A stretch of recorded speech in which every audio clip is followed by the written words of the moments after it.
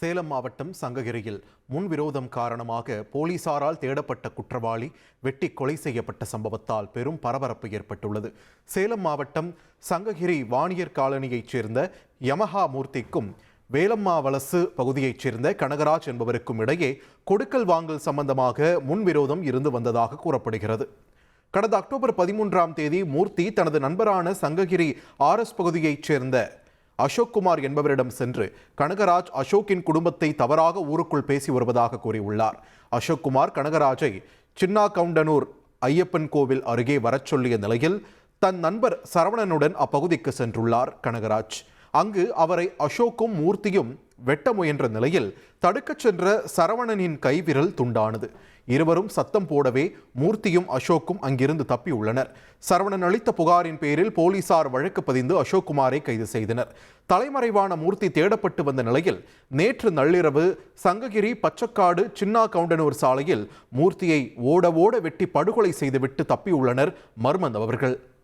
தகவல் அறிந்து சம்பவ இடத்திற்கு விரைந்து வந்த சங்ககிரி போலீசார் தீவிர விசாரணை மேற்கொண்டனர்.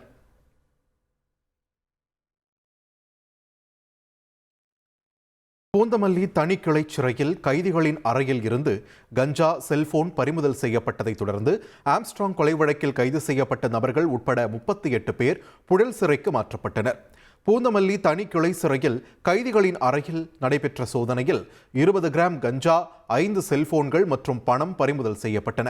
இது தொடர்பாக துணை ஜெயிலர் உட்பட 5 பேர் சஸ்பெண்ட் செய்யப்பட்டனர். இதையடுத்து ஆம்ஸ்ட்ராங் கொலை வழக்கு கைதிகள் உட்பட 38 பேர் புழல் சிறைக்கு அழைத்துச் செல்லப்பட்டனர். பூந்தமல்லி சிறை வளாகம் முன்பு போலீஸ் பாதுகாப்பு போடப்பட்டுள்ள நிலையில் கைதிகளை பார்க்க வருவோர் சோதனைக்கு பின் அனுமதிக்கப்படுகின்றனர். தஞ்சாவூர் மாவட்டம் திருவையாறு அருகே திருமண மண்டப காவலாளி மர்மமான முறையில் மரணமடைந்த சம்பவம் பெரும் அதிர்ச்சியை ஏற்படுத்தியுள்ளது. ஐயாசாமி நகர் வெள்ளச்சி மண்டபத்தைச் சேர்ந்த 65 வயது ராஜேந்திரன் தனியார் திருமண மண்டபத்தில் வாட்ச்மேனாக வேலை பார்த்து வந்துள்ளார். மண்டபத்தின் உரிமையாளர் கடந்த 12ஆம் தேதி காலையில் ராஜேந்திரனுக்கு பணமும் சாப்பாடும் வாங்கி கொடுத்து விட்டு சென்றதாக கூறப்படுகிறது. இந்த நிலையில் நேற்று அவர் மண்டபத்திற்கு வந்து பார்த்தபோது ராஜேந்திரன் சடலமாக கிடந்துள்ளார். போலீசார் இச்சம்பவம் குறித்த வழக்கு பதிவு செய்து தீவிர விசாரணை மேற்கொண்டுள்ளனர்.